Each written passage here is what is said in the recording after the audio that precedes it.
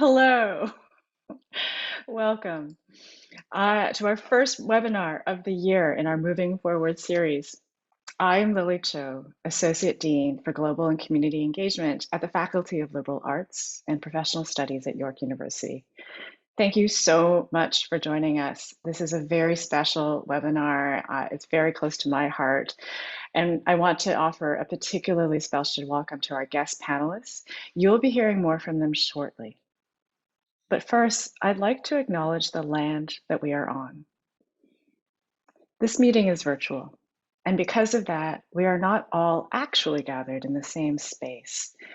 York's land acknowledgement might not represent the territory that you are currently on, and I would ask, if that is the case, that you each take the responsibility to acknowledge the traditional territory that you are on and its current treaty holders.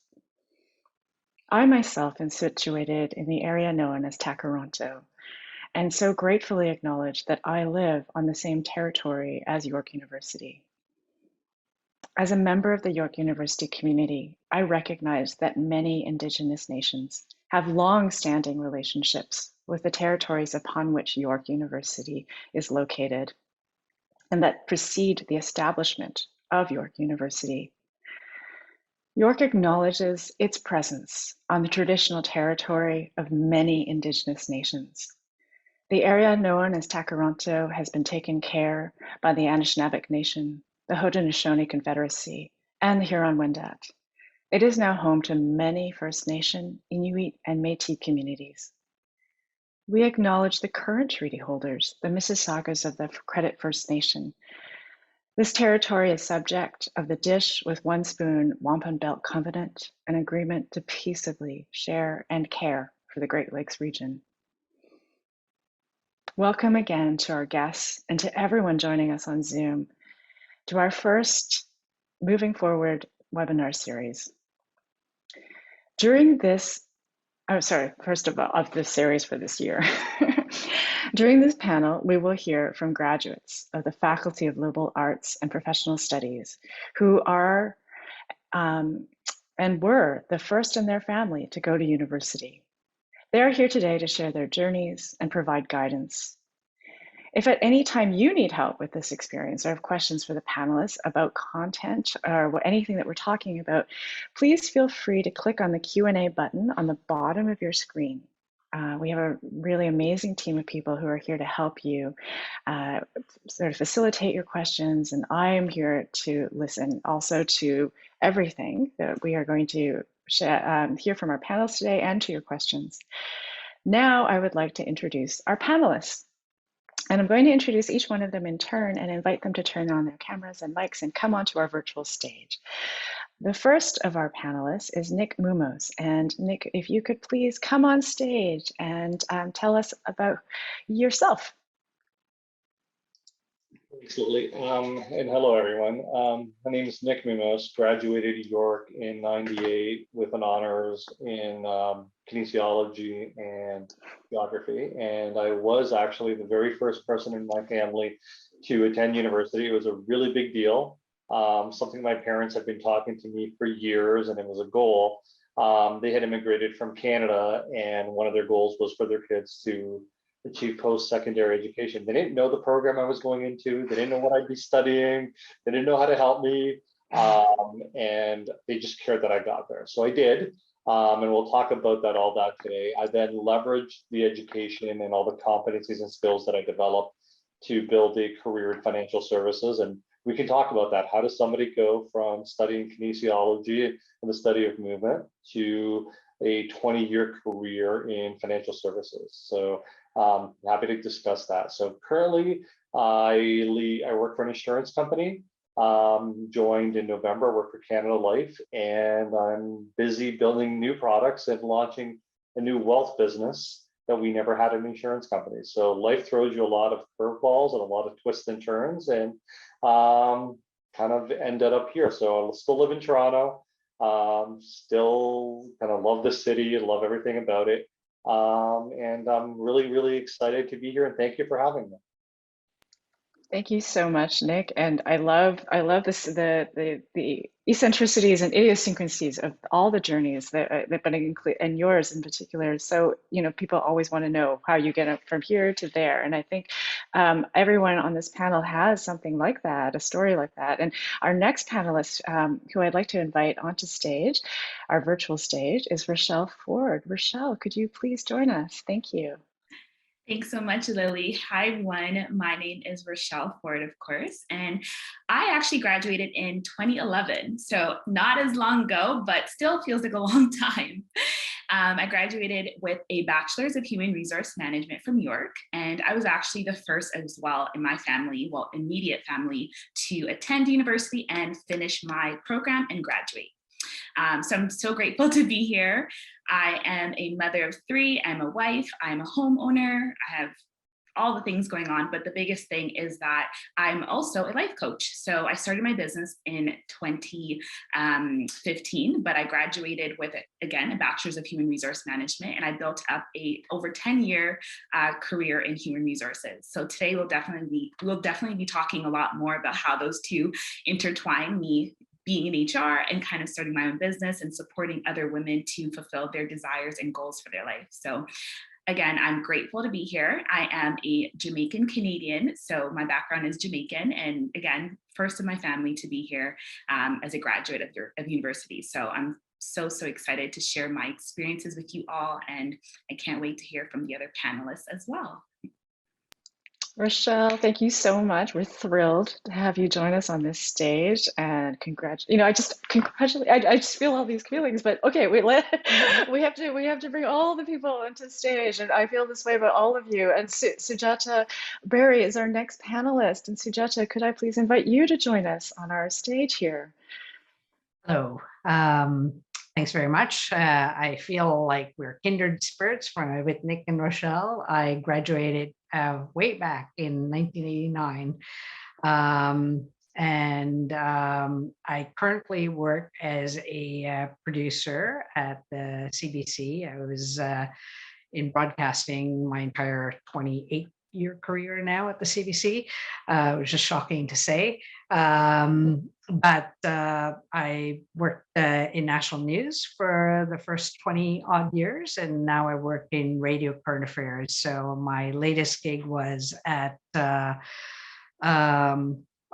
little show called White Book Black Art that focuses on health issues, which was a really interesting time to work on it during the pandemic. And since March, I've been working on more of a staffing job, which is dealing with the issue of temporary workers. It's something that a lot of younger people relate to, where it's really hard to find full-time work, and the CBC is no exception. We have a lot of temporary workers who work with us, and it's my job until the end of this year to figure out how we can better support them in doing the work they do for us and help them find better pathways to permanent work. I know we'll be discussing how I got here, so I will leave it to other panelists. Thank you very much for having me here. Thank you so much, Sujata. And I love the sort of convergence between the work you're doing now and a lot of, I think, things that we're talking about today, finding pathways and finding your way through the world. So I'm really excited to hear more. But first, let's invite Tom Doulos onto the stage. Tom. Hi, welcome. I'm so glad to be here. I am a graduate, and I forget the year because I was going to look for it, but late 90s, and a degree that is no longer there. I think they changed the name. It was mass communications and sociology, so I think it's just communications now. And I did it over a 6-year period. So I was working part-time and doing my schoolwork part-time, which was great. And then from there, I worked in telecommunications fields and then got into the startup world and did SaaS, software as a service, where I was an account manager, managing customer success teams. And now I'm at Andy Canada selling mattresses and mapping out the customer journey and finding gaps in the customer experience so we can try to make it even better and provide a best-in-class customer experience for everyone. That's amazing. Thank you so much, Tom. And our last but certainly not least panelist to come onto this virtual stage with us is Toni Lynn Raponi. Please welcome. Hi, everyone. As Lily said, my name's Toni Lynn Raponi. I graduated in 2003 with a history and communication study degree, so similar to Tom by the sounds of it. I also worked at a part-time at a TD branch while going to university, and 18 years later, I find myself still at TD and have progressed through TD during that time. So I think it is a great example, much like Nick said, in terms of studying history and where I thought that would take me. First a lawyer, then a teacher, and then a banker. So that's where I ended up, and so happy to share some of those experiences and what that's led as currently now Associate Vice President in the Corporate Communications Department, where I was pretty much at the front end of COVID for the last 2 years, supporting our colleagues and what that meant to them and how they got the support they needed. And, obviously a very challenging time to be in a branch and having to face customers day to day and what that felt like. And so that's been a very interesting turning point in my career. That is fascinating, Toni Lynn. And I have so many questions for you. And also when you said the phrase, over the last 2 years plus the noun pandemic, and I just thought, oh my goodness, it's really been that long for all of us. It's getting there. I'm starting to round up. Yeah, no, it's true. I mean, it's quite something. Anyway, I know we have other things to talk about, but I just that sort of hit me. I'm going to go right into some questions because I have so many questions for all of you. And the first thing I wanted to ask all of you, and what I'll do is I'll ask and then I'll call on you randomly in turn to answer the question, so you won't have to figure out who goes next, okay? But as you were talking, I was thinking a lot about my own experience of going to university and how no one in my family had gone to university. And so no one knew what it was or how to get there. And so my first question, even before we talk about all the amazing places where you are now, is how did the idea of pursuing a university degree come onto your radar? And I'm going to actually ask Sujata to start us off there. Can you tell us how this sort of became a thing in your world? It was never a question in my family. My parents were the type who were like, their lives were interrupted by the partition in 1947 between India and Pakistan. And when they moved to Canada, their goal was, no matter what, our kids are going to get an education. So there was no question that we were going to pursue higher studies. Unlike most immigrant parents, or the classic mythology of immigrant parents, we weren't forced to become doctors or lawyers, although my sister did become a lawyer. But they just said, go get an education and figure it out. They did not have the wherewithal to help us figure it out. But they supported us by giving us a home. They supported us by helping us in any way they could, but helping us figure out how to navigate it, they could not offer very much support on that. So we had to figure that out. So yeah, York just happened to be one of 3 universities I applied for, and where I ended up by a series of unforeseen events, but that's where I spent 4 years. Yeah. Thank you for that. And certainly that mirrors some of my own experience, which we can talk about another time. But yeah, there's an expectation that you go. Nobody knew what it was, but you should just go. And but even the application, all of that is just so, the application process, all of it was just such a mystery, right? Nick, could you tell us a bit about your experience of how university came onto the radar for you as a young person? Basically from kindergarten, it was always my parents' inspiration. Like, they immigrated here from Greece. My dad was working 2 jobs to try to save money and pay bills and buy real estate. And everywhere he looked, he was like, well, everybody else who's more successful, has more things, has got a university degree. So it was always like, you're the first, you're, again, given the time then, I was also the first boy. So they were like, you've got to do this for us. You've got to do it. You've got to be successful. No pressure. No pressure at all. So of course I had to play soccer. We lived in East York in Toronto, for those who are familiar with the area. We're a Greek community. So everywhere we went, play soccer, go to Greek school, study. But it's like the life goal was go to university. And by the time you're 19, it was like, well, whatever you do after that, you're successful. you've hit our goal for you. You've gotten that post-secondary education. But to get homework help, to get any of this, the guidance, the counseling, anything you needed, wasn't there. And I can tell you the one thing that made me determined was in grade 8, we had just had a guidance counselor come in, and he said, given the neighborhood that you live in and the affluent level, only 3 of you are going to go to university, 1 in 10. And he started pointing at random people, and he pointed right at me and he goes, based on the numbers, you're not going to go. And you're not going to go, and you're not going to go. And I can tell you this, I still remember to this day who he was, where I was when he pointed at me. He said, you're not going to go. And I went home and I told my dad. My dad's like, prove him wrong. And as I got older and we started applying, he reminded me of that story. And he's like, you got in, you proved him wrong. So there was a lot of pressure, is the best way to put it, an expectation that I would go. That's an incredible story. Thank you so much, Nick. And I see everyone nodding because I think these Sujata and Nick's stories already resonating around the room here. Rochelle, could you tell us a bit about how university landed on your radar? Yeah, absolutely. Lots of familiarity with what Nick said. So as you guys heard before, I'm an immigrant child of Jamaican descent. And both my parents, they actually came from Jamaica when they were very young, so teenagers. So they did not complete their high school education, and they just kind of went straight into the work field. So I don't know who can relate to that, but that was kind of their upbringing. So when my parents had children, I have an older sister, so there's 2 of us. It was like, yeah, education comes first and everything else falls, like boys, anything else that you like, everything happens after university.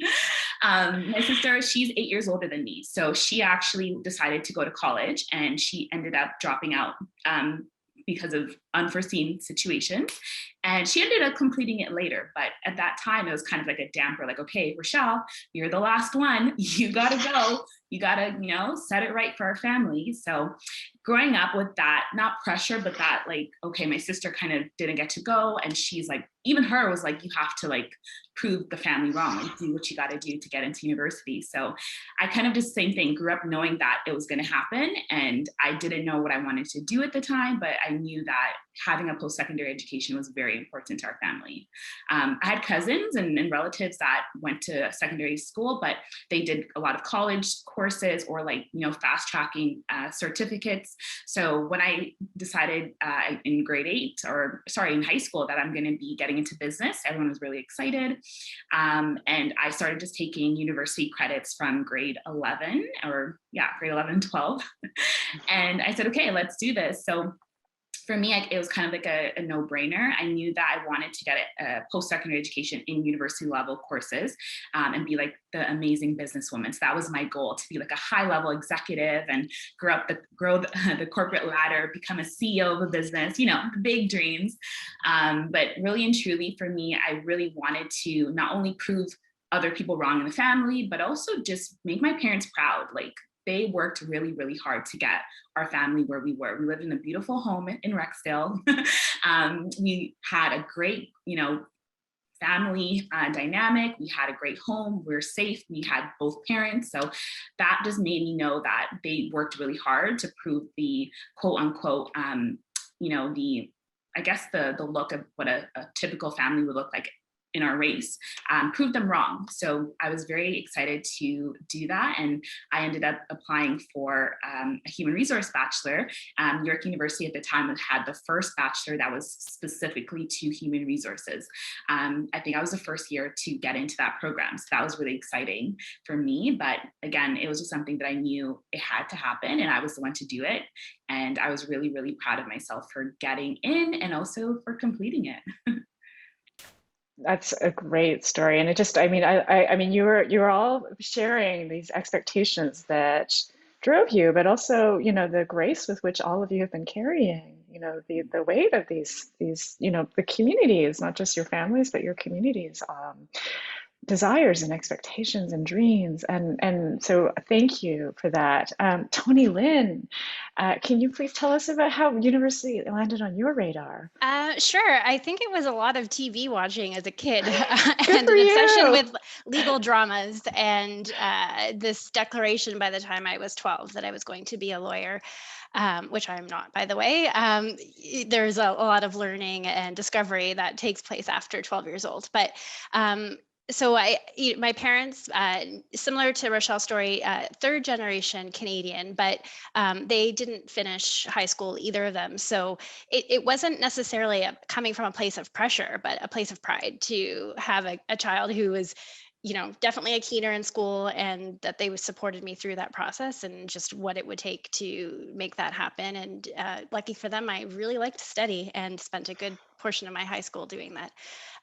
And so that led me to York, where the history program at the time, and I'm sure it still is a really great discipline for, getting into legal studies. And so that was sort of the path that I started on. Thank you so much. And one of my closest colleagues is a historian, and I can already tell that his whole heart is blooming at your shout out for history. And just the idea that also this is a multi-generational kind of dream that you carry as well, not just one, but many generations in your family. So thank you for that. Tom, can you please tell us about your journey to finding university on your radar? Sure. Similar to other stories, my parents immigrated from Greece, like Nick's parents did, but had like no education. They came from like a small village. So my mom, I think, had a grade 3 education, and she, her pride was to have my graduation picture in her wallet. Right. So she wanted to showcase that to her friends and family. So I think, university was always on the agenda. So just taking the right courses in high school to get there. I didn't know what I wanted to do. Right. So I think that was also a decision for me, is to go to university. You can sort of find your way the first year. You don't have to I didn't have to focus on a particular major, whereas going to college, you have to figure out what you want to do and take that course. So I think that helped me too. And yeah, I think, living in the neighborhood that I lived in, other neighbors had their kids in university too. So it was, there was pressure on in school to make sure that we got our grades and that we went to the right school. And my parents wanted me to stay, with not having a huge budget in the city. So making sure that we had a university that was close to home was also important.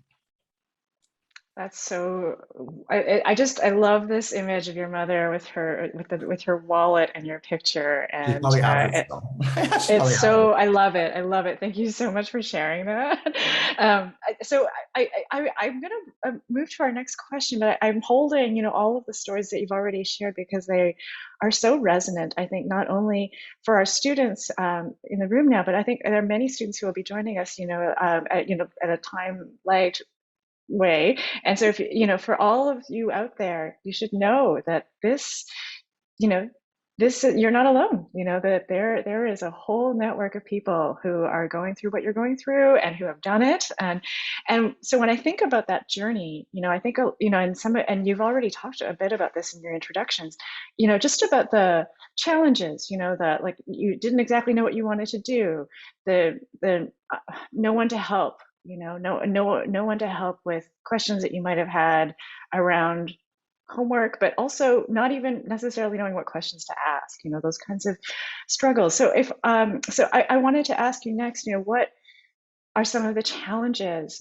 that you encountered when you came to university, and how did you navigate them? What did you do to sort of figure out your way around, some of the really hard parts about being the first person in your family to university to not have a place in your home to go to ask for help? And I'm actually going to start with Tony Lynn. If you do you have some thoughts about that and how you dealt with that? So for me, I mean, certainly having parents or any family members who hadn't attended university in the past or any form of post-secondary education, there's definitely a relatability factor that, if I reflect back, maybe not necessarily something I realized at the time, but, in some of the advice that I could have benefited from, or some of the guidance that, just what I was doing when I was locked up in my room with books stacked high.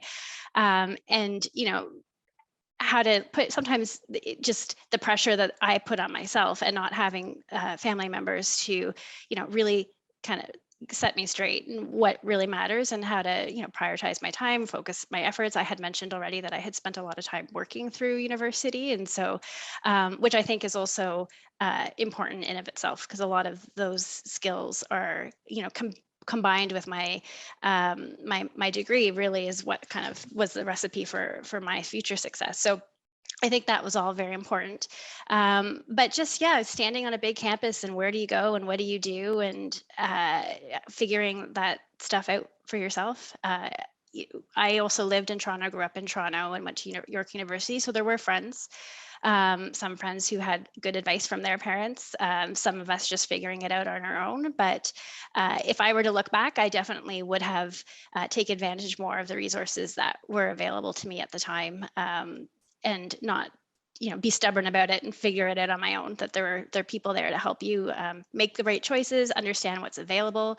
I had mentioned certain careers, as a teacher, a doctor, a lawyer, there's just so much more. And obviously the York curriculum has evolved to accommodate the number of different pathways you can take. And so really understanding and exploring them, and taking the time to learn as part of that process, I think, are things that are important to being successful in those first couple of years. That's so helpful. And I really I hear what you're saying, especially about balancing work as well and school. Everyone here I think has gone through some version of that. And I really remember there was a moment where I was working too much part-time, and one of my professors said, you're smarter than this. Like, my grades were slipping. And I think back now about how important that intervention was, because he said to me, you know, if you worked less, you could get better grades. And I just didn't think of it that way, because I was so maniacal about thinking that I had to support myself. And of course it did make a huge difference. The minute I just needed someone to tell me, no one would have told me otherwise, right? And I wouldn't have known. But Sujata, do you have, like, I saw you nodding, and some of this resonating with you? Absolutely. I commuted on 3 buses to York, so I felt very removed from it. It felt like you went to school and then you went back to your life, and they were 2 separate worlds that didn't really meet. And I found finding my place at York really, really challenging. I didn't have a lot of friends from high school who I went to York, or maybe they were there and I just didn't know how to connect with them because it's such a huge campus. And the idea of also figuring out what you major in when you're in a liberal arts program is really challenging, because you can go, and looking back, I realized I didn't know what I didn't know. Like, I did not know that there were these other professions, because nobody I knew was doing these other things like social work, or like, we all know about doctors and lawyers, but we don't know all the other interesting professions that result from having a liberal arts degree. And I don't think that, and maybe it's improved since I left school, but I don't think there's really great sounding out of those options as you're going through school. So, I did a political science and economics minor. That's what I majored in, because that was of interest to me, but I didn't know what to do with those degrees. And I found that ultimately, looking back on it, life has a way of working itself out. And that's something people who are students now should know, that you stumble and bumble, and that experience is valuable, that even if you don't succeed, that experience helps shape what you want to do later on in life. But really keeping yourself open to and asking these questions about, what are the more interesting options I could be using this knowledge for? Were some of the things I struggled with. And ultimately, for me, the solution was, as I was attending these classes of 300 people, was to find a place that I fit in that allowed me to be expressive of myself and find my people. And that was by volunteering to write for the school newspaper. So I worked, I wrote articles for Excalibur. And I think the university administration officials could see me coming because I had my little Walkman recorder that I would show up with, and I really With got the micro into it. cassette tape. That's right. Yeah, it wasn't even micro; it was a full-on Walkman with a That's recording great. on it. But it was kind of really valuable experience because I realized when I graduated and I didn't know what to do with myself. I had a part-time job. Is that when I look back and say, what did I enjoy doing? That's what I enjoyed doing. And that helped guide me to the career I have today. The degree at York didn't give me the skill set to do that job, but it led me to understanding that that was something I enjoyed doing. I mean, I think the connection you're making, Sujata, between, what gives you pleasure, what sparks your brain, and how that connects to the work you want to do in the world is so important. And I feel like sometimes our students don't always give themselves a chance to recognize the importance of that, that they think that it's a bit of a luxury to love, what you're studying and reading. But in fact, if you don't have that spark, it will be very hard to distinguish Absolutely. yourself in the world, right? Because Yeah. and many of you work in HR or in fields where you're talking to people and choosing people for your teams all the time. And if you don't see that spark, that interest, it's very hard to bring that person onto your team. So I don't know, Nick, if that was some of your experience or what some of the challenges were for you. Do you have some thoughts about any big challenge that you felt you faced and how you navigated that? The Yeah. biggest challenge for me was when I first started attending York, I kind of viewed school and my life as two separate things. So I'd get up in the morning, I would drive to York, I'd go to class, and I would then leave right away. Don't go to the student center, don't walk through the Ross building, go to the parking lot by the fitness center and leave. And so being in kin, we would start at 8 o'clock and I would be done by 10:30 or 11. And I would leave and I'd head back to home and I'd work or I'd engage with my friends. And the key word that I focused on was I wasn't engaged with school.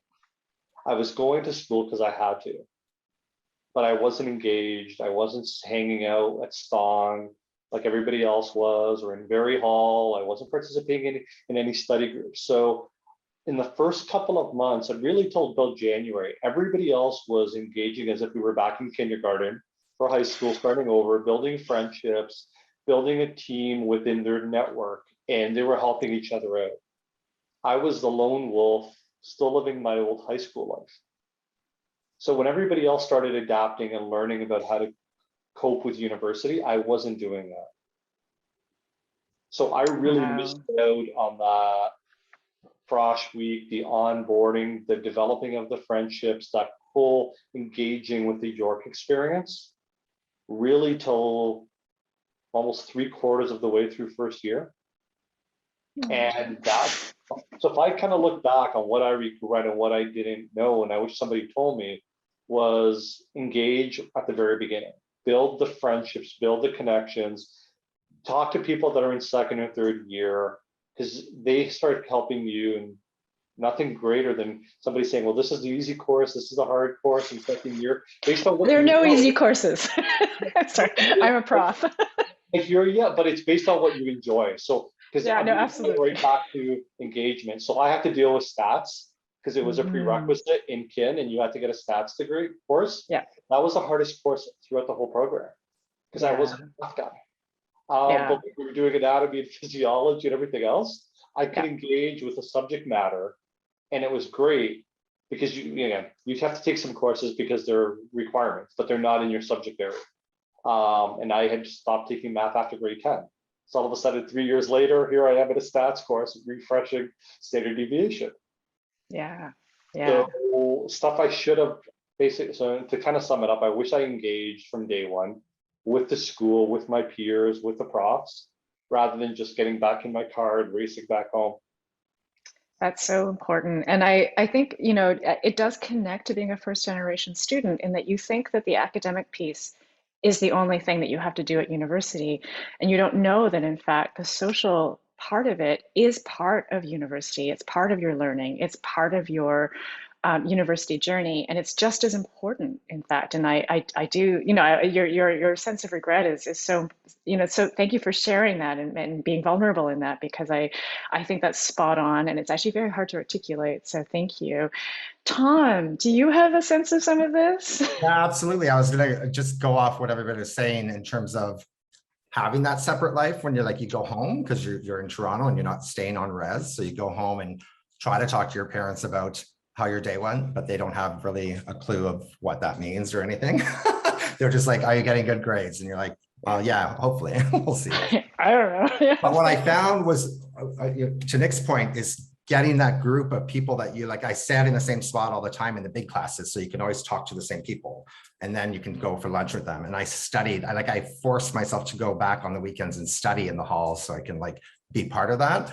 I was also trying to find out who I was as a person in university, right? So I came out as gay back then, and finding myself and my people in the university was also very important. So trying to find, I guess, track that path as well as getting academic education was important.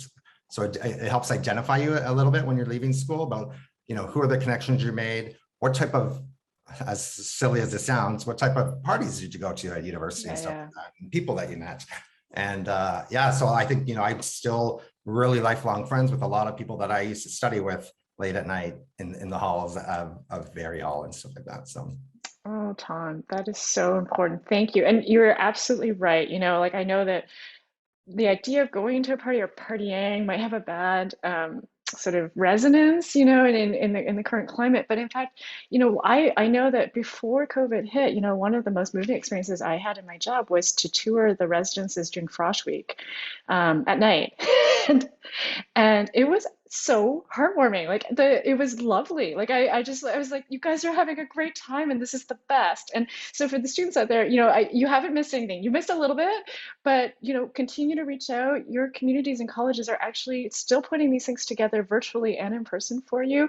And what Tom and Nick have said about, not having that separation necessarily, or trying to bridge some of that separation between your personal life and your life as a student is so important, because you are finding yourself and you are articulating your identity. Yeah, Tom, you want to jump in on that? Add one more thing. One thing that I did was later on, second, third year, when you start getting into smaller classes, is talk to those profs that have time to actually talk to you about where you're going to go after your degree, right? Because I didn't know. I'm like, okay, I'm going to get this degree.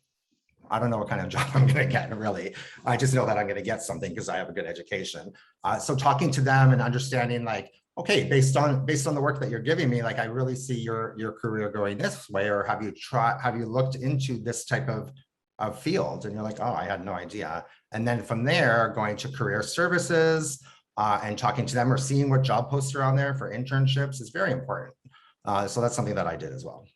That's great, Tom. In fact, you're anticipating my next question around some of this stuff, but I'm gonna hold it for a minute because I have so much to say about career path and planning and things like that, or questions for you, in fact. But Rochelle, I want to come back to you and ask you about the challenges that you faced and how you navigated those challenges. Yeah, so I feel like I was the complete opposite of Nick, to be honest, because when I was in grade 12 going to university, I was actually really, really fortunate to have the best guidance counselors at my high school. So I went to Don Bosco, if anybody knows that little high school in Etobicoke, but I had two amazing guidance counselors that I feel like we had a really great relationship throughout high school, throughout all the stuff, but they were very helpful to tell us, when you get to your first year, take advantage of all the, the different resources. Again, resources is so, so important, and every single university has it, especially York. So being, of course, the first in my family to go to university, a woman of color, that to me was really important to know that when I get there, I'm not the lone wolf.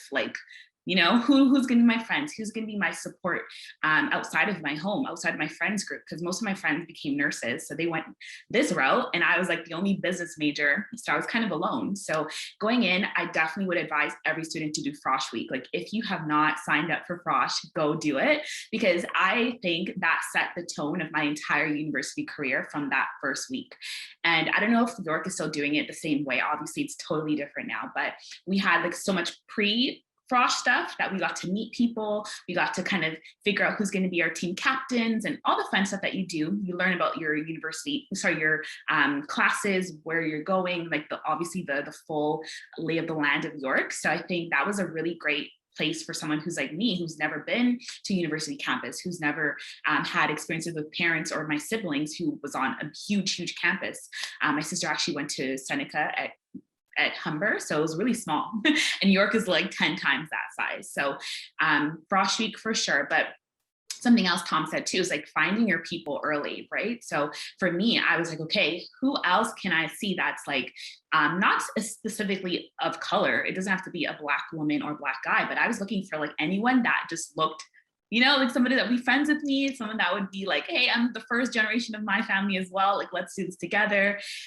Because I took the Bachelor of Human Resource Management from York, and it was pretty much you're majoring from your first year. I knew like I was getting into HR. I already kind of figured that out. So having friends that were also pursuing that same bachelor, you already know that they're going the same route as you. So that was really helpful to me to like kind of get friends, which I'm actually still friends with as well, to kind of navigate like, hey, what do you feel with this class? And like, what are you thinking about for your career? Or it was just a really great way to kind of plan our careers together from year 1, year 2, and onwards. The next thing I would say is, I don't know if York does this still, but at the time they did this program called York Ambassadors. Like you could become or apply to be York Ambassador. So I was We still have it. Yeah. Yes. Year 2. Yeah, I did it from year 2, and I was like, yeah, I'm gonna help sell York University to new grads. So I kind of, in that program or that thing, I got to learn even more about what we offer, because I was then relaying it to new grads or people who are coming in, prospective students. So those type of things, when you get involved, even if you're scared, even if you're like not an introvert or extrovert like me, I'm very talkative, but if you're very shy, like stretch yourself, ask to join in some sort of, program or chair, like anything that's going to get you out of your comfort zone to learn more about your university degree, learn more about the campus itself, learn more about students. That really helps me again to learn a lot of what York offers, and I definitely took advantage. So I was a part of the Black Caribbean Association, I think it was called. I was a part of like a human resource group. Like I was in everything. Like I had a full packed schedule. And I think I did that because, again, I had no one at home to understand me. So I was like, it's either I get really social in my York, in my programs, or I just go home and don't know anything. So I too was living at home. But the opposite of what Nick said was I was there from like 10 a.m. or 8 a.m. for my first class till like 10 in the night. My boyfriend at the time, which is now my husband, he's like, you're like sleeping there. Like you're pretty much there all day. And I'm like, yeah, I was, because I didn't want to take 10 buses, like Shajit could have said. I had to go home and come back. So I pretty much stayed all day. And that also forced me to become more, open to talking to new people, to figuring out where's the good places to go for lunch, where's the places that are not so good. Should I go to this class early because the seats fill up quickly, or should I wait a little bit because there's a lot of seats? Like those types of things you kind of figure out when you're there on site, immersing yourself in the culture. So I would advise. Absolutely. Yeah. Yeah, no, I love it. And I want to thank you for drawing attention to some of these opportunities, because we do still have them. If you haven't been to Frosh, it's not too late. You can help plan the next Frosh, the students out there. And I want to I know everyone's already probably seeing this, but the links in the chat are really responsive to some of these opportunities. And the Ambassadors Program is another thing where it reminded me to share with our audience, that in fact, we hire hundreds of students every year. In fact, so it's also, being involved in campus is also a route to employment and to getting work experience. And just getting your foot in the door for understanding, how the place works and building those communities. I have some more questions for you, but in fact, I want to turn for a moment to a question from our audience, because Danielle asked such a beautiful question, and I'm just going to share the question with you now, and then sort of ask you for comments on it. So Danielle, you've asked, how did you handle negativity about choosing to take time away from family to keep going on your goals and find time to study? So given that you were the first in your family, it seems that conformity to the norm would be strong. And I think one of the things that I find so important about Danielle's question is that something that I've certainly felt myself as the first person in my family to go to university, which was,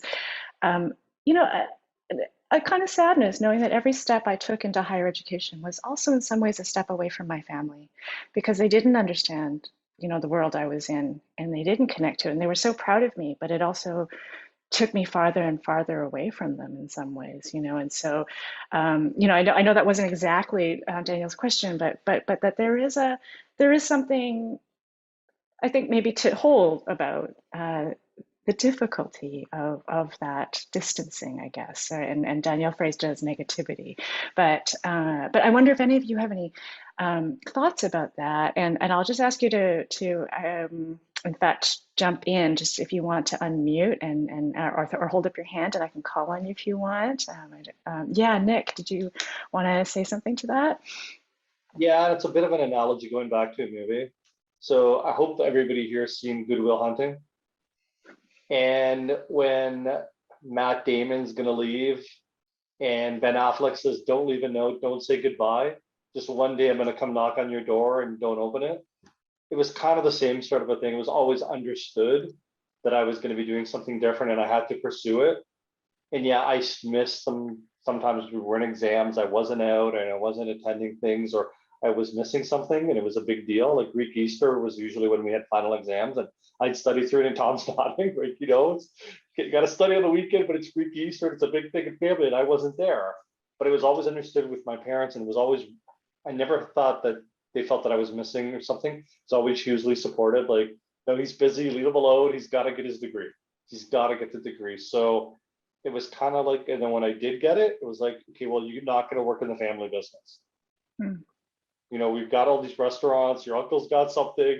Yeah, that's where your cousins are, but you're not going there.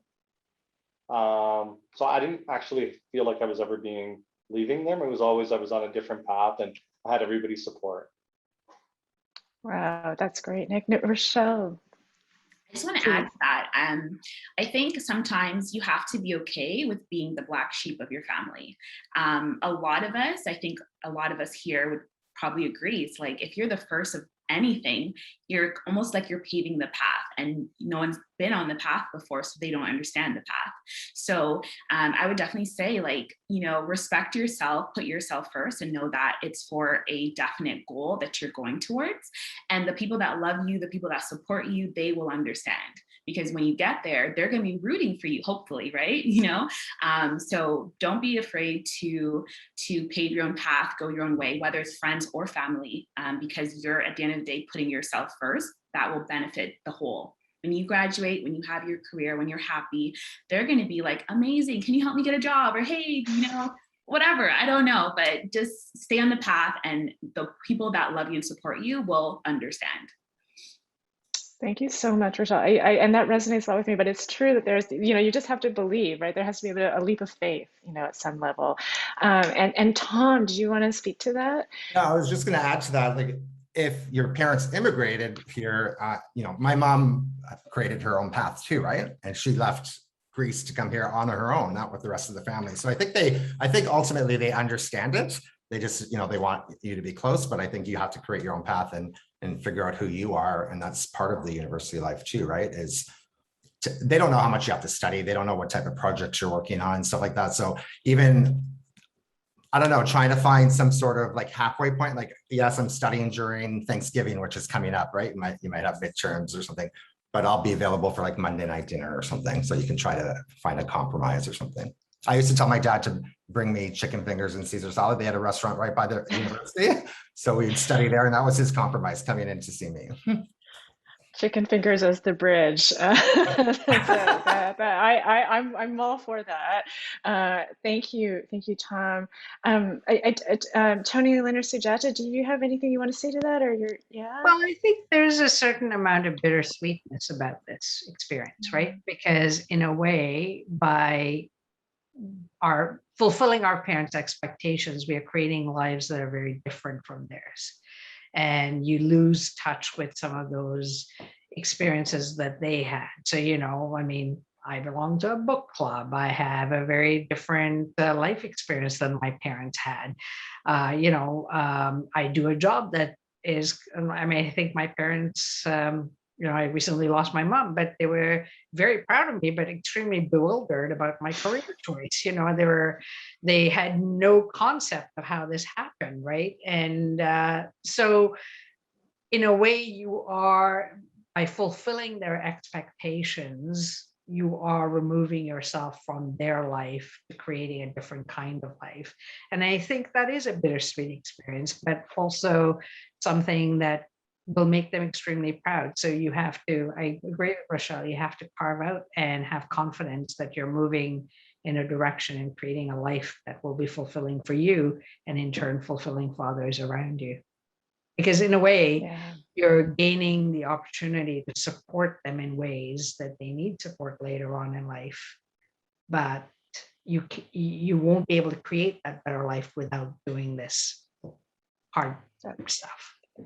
Yeah, I mean, it's just recognize, like, I think you're right, Sujata, like just the need to, I think in some ways recognize that there is a loss, like there are big gains, but just to also hold, and so Danielle, like your question is so great because it just asks us to recognize that even though these journeys, are so important and we have to stay on them and you have to stay true to them, but that it's okay to also recognize that there's some sadness there.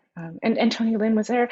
Like, does that resonate with you? Some of that too, that distancing? Well, I mean, it's a transition in life, right? And so, the comments that were shared really resonate. And conversation I have with my dad even today. I've recently became an executive about 2 years ago, which was a proud moment. If my grandfather was alive, to know that his granddaughter was a bank executive would be like, he'd be over the moon. But that has come with a lot of dedication, hard work, sacrifices in terms of some of the hours that I work. And so it kind of does, as you start to go through university and become more independent with your family, and there's that separation, there are choices that you have to make, and you have to, know you yourself know them. And that's advice that will carry you through life as well.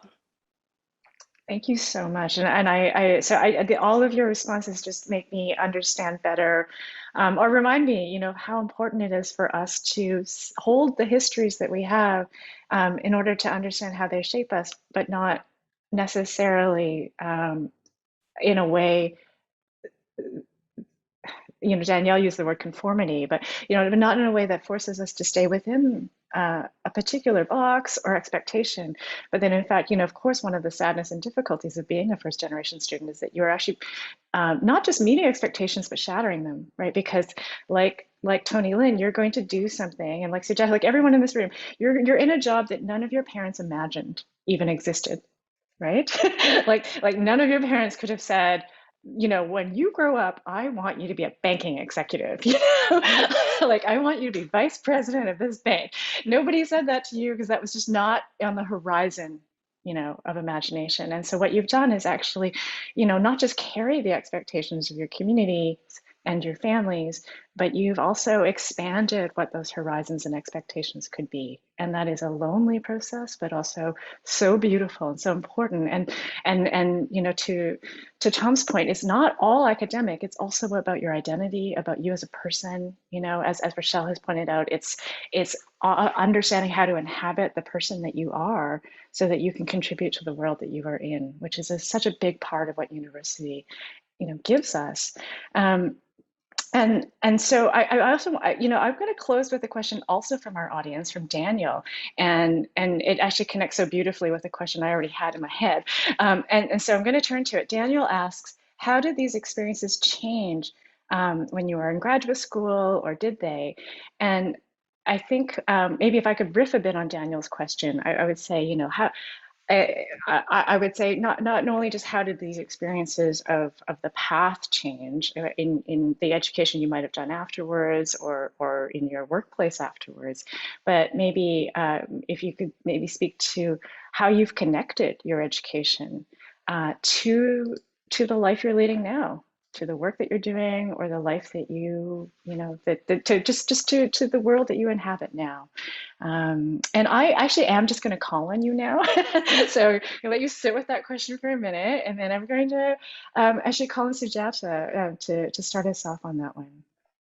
Sure. I mean, for me, the most fundamental experience that helped shape my career that I have now is writing for the school newspaper, as I had said. And so when I graduated, I had no idea what to do with my degree. I continued in a part-time job, and I realized that this was not something that I would be able to do. Well, I could do it long term, but it's not going to get me further in life. And that if I had ambitions, then I needed to have a focused education that would lead me to a career path. And so I thought, well, I enjoy doing journalism, so maybe I'll apply to journalism school. And I wanted a graduate degree. And because I didn't know how to get a job as a journalist, to be honest, I didn't know how to pick up a phone. Now, if somebody asked me, I would just say, pick up the phone and call up the place you want to work and ask to work there, and volunteer or intern there or whatever. That I would have 100 different ways to advise that person to get into the business.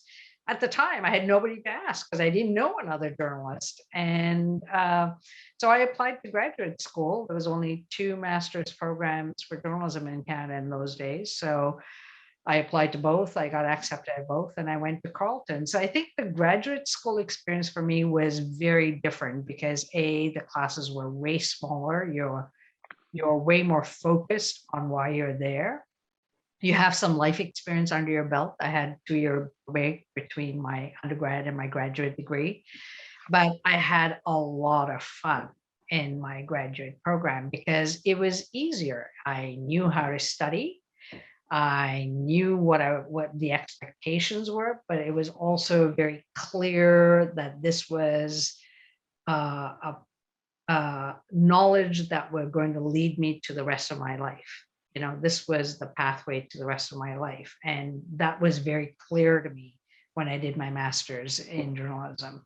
So for me, the connection was very clear. The undergraduate degree was foundational, though, because it taught me how to think. A lot of people go to journalism or get like a professional degree, and they know how to do the technical stuff, but they don't know how to think about stuff. And you need that context, and that's why the arts degree was really foundational for me, because it allowed me the time to learn how to think, to learn about politics, to learn about economics. And those things have really helped me be a really great journalist, because if I didn't have that, I wouldn't have a lot of context for how I was going to, I could write the perfect article, but I needed to understand how to make sense of it all. And that's what the undergrad degree did for me. So if you're lost as an undergrad, don't worry about it. Just run with it and learn and take it all in, and it'll help out later on in life. You don't know in ways how that will work out down the road. That is so true, and I know that for our students, it's hard to have that moment where you're not sure what's happening. But in fact, that part is actually a really central part of your learning, is to learn to inhabit that uncertainty. Because if we've learned nothing else in the last 2 years, as Tony Lynn points out, is that you can't always know what's around the corner. All you can do is find ways to understand where you are and inhabit it.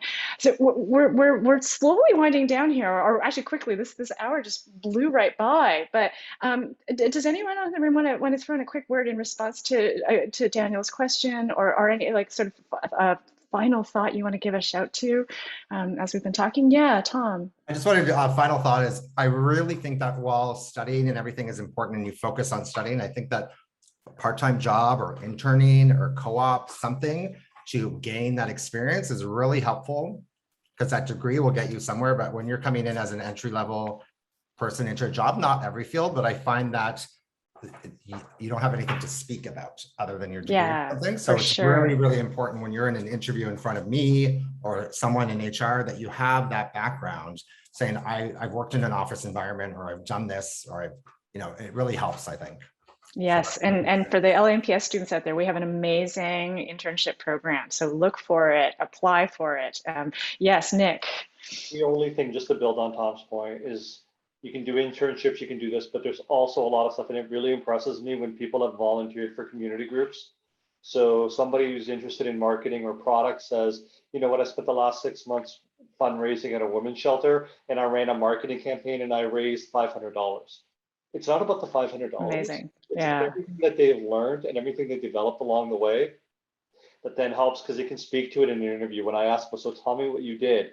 Well, I made posters, I hung them up, but I learned this. It's I know I just echo Tom's point, like get involved in any way you can, internships, but even volunteering. And there's so many places that could use some people that could really give you some great experience.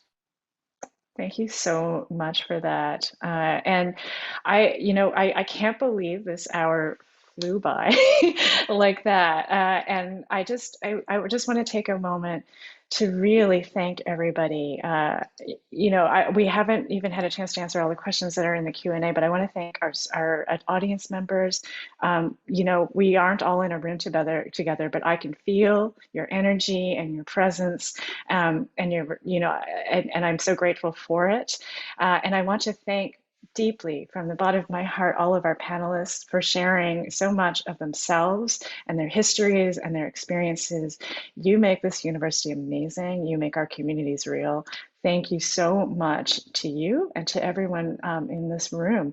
And I have to also give you some closing remarks and tell you to please visit the LAMPS website for information about upcoming webinars. We have our next one, which is on the evolution of in-person sport, taking place on November 4th from noon to 1. And as a Raptors fan, I am keen to attend that one. And so you can find more registration about that in the link in our chat, and more information on all of these webinars in the LAMPS website. But just a huge, huge thanks to all of you, everyone here. It's been an incredible experience. Thank you.